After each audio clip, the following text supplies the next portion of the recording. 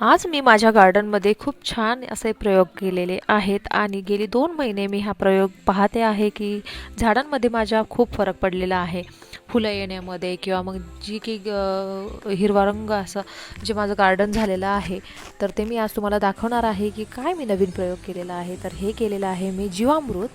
तर ह्या जीवामृत मध्ये मी टाकलेलं आहे बेसन पीठ, गूळ आणि शेण आणि थोडंसं दही होतं तेही टाकलेलं आहे. तर 2 दिवस मी हे भिजवून ठेवलं होतं आणि ते मी आता माझ्या झाडांना देत आहे. महिन्यातून एकदा हा प्रयोग मी करत आहे.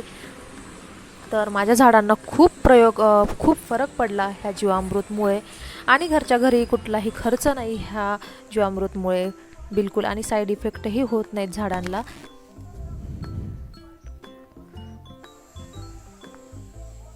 असेच छान छान नवीन प्रयोग आणि गार्डनिंग आणि व्लॉग्स बघण्यासाठी चॅनलला नक्की सबस्क्राईब करून ठेवा.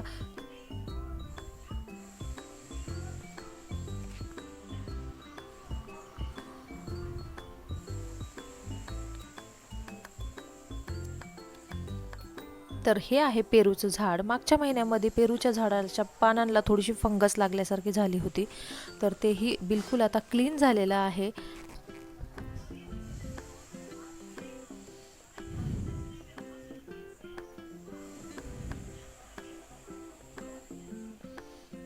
हे आहे आंब्याचं झाड. हे मागच्या वर्षी आंब्याचं झाड लावलेलं आहे आणि तुम्ही बघू शकता मस्त हे डोक्यापर्यंत आलेलं आहे.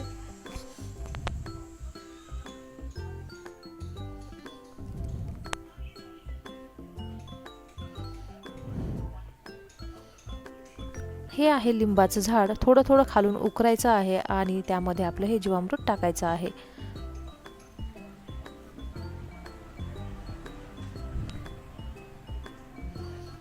ह्या वर्षी आमच्या झाडाला आंबे आले होते आणि ते खूप छान होते. मस्त असा देवगड हापूस असा आंबा आहे आणि हे जीवामृत वगैरे टाकल्याने त्यांना पोषक द्रव्य मिळाल्यामुळे ही आंबे भरपूर पहिल्याच वर्षी 20-1 आंबे आम्हाला भेटले होते. फळांच्या झाडाला हे जीवामृत खूप महत्त्वाचं आहे. आता आंबे पुढच्या वर्षी जरी येणार असतील तरी पण महिन्यातून एकदा 1 जग भरून 2 जग भरून आंब्याच्या झाडालाही हे जीवामृत टाकायचं आहे, जेणेकरून आपल्याला पुढच्या वर्षी खूप छान फळ मिळतं. फुलांच्या झाडाला खूप महत्त्वाचं आहे. फुलंही खूप छान येतात. हे शोचे झाडं आहेत, ते खूप छान टवटवीत असे होतात.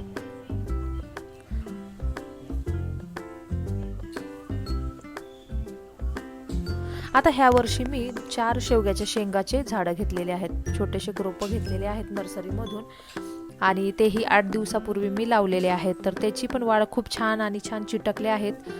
खड्डा केला मी, त्यामध्ये शेणखत वगैरे टाकलं आणि हे झाडं लावले आहेत.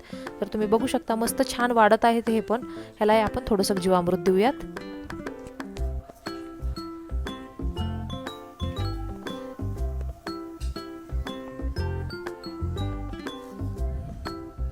माझं टार्गेट 40 शेवग्याच्या रोपांचं होतं, पण ह्या वर्षी मला ते शक्य झालं नाही, कारण मुलीची 10वी आहे. त्यामुळं एवढा वेळ देणं मला बाहेर गार्डनमध्ये शक्य नाही.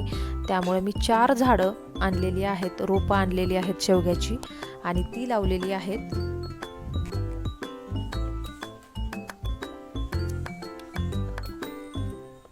तर बाहेर पण एक आंब्याचं झाड आहे, त्याला हे थोडंसं राहिलेलं जीवामृत टाकून देऊयात. आता पुढचं जीवामृत माझं हे प्रयोग आहे. थोडंसं कुठंतरी सर्च केल्यामुळं मला हे कळलं की माझ्याकडे खराब झालेले कांदे होते, तर ह्याचा काय उपयोग करता येईल झाडांसाठी. तर मी ते पाहिलं, तर मला हा एक प्रयोग मिळाला. तर त्यामध्ये मी पाणी घालणार आहे आणि कांदे भिजूस तर पाणी घालायचं आहे आणि 2 दिवस तसंच ठेवायचं आहे.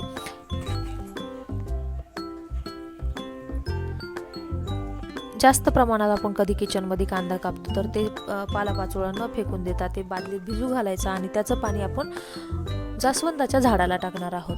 हे जास्वंदाच्या झाडासाठी खूप अमृत आहे, खूप छान फुलं देतं.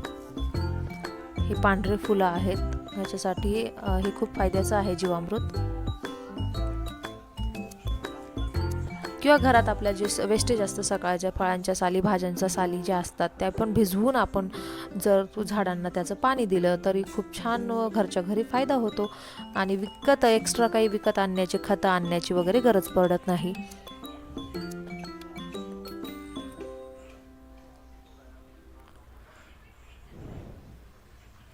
तर अशा मी छान कुंड्याही सजवलेल्या आहेत. पाईप वगैरे आपल्या घरी निघत असतात, तर तेच त्याला कलर वगैरे देऊन मी उभे केले आहेत माझ्या गार्डनमध्ये. आता पुढचं माझं टार्गेट आहे ती आहे मोठी पाण्याची टाकी आहे आपल्या टेरेसवरती जी असते ती फुटलेली होती.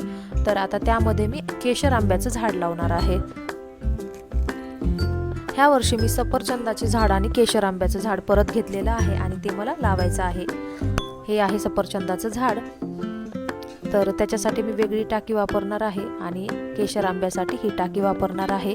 तर बघूयात माती कशी मिळते, कुठं मिळते ते, कारण खूप सारी प्रमाणात जवळजवळ एक टँकरभर माती ह्या टाकीमध्ये लागणार आहे.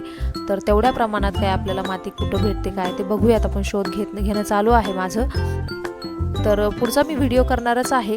तर ती माती कुठून आणली, कशी आणली आणि काय काय करावं लागलं त्या मातीसाठी, खतासाठी, तर ते मी व्हिडिओमध्ये दाखवेलच पुढच्या. तर चॅनलला सबस्क्राईब करून ठेवा, म्हणजेच तुम्हाला छान छान गार्डनिंग किंवा मग अजून काही टेक्निकल व्हिडिओ असतील मी जे घरात करते ते वेगळं काहीतरी, तर ते तुम्हाला बघायला मिळतील.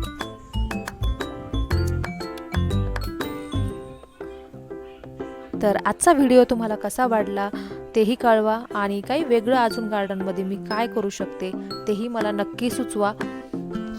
आजचा व्हिडिओ पाहिल्याबद्दल खूप खूप धन्यवाद.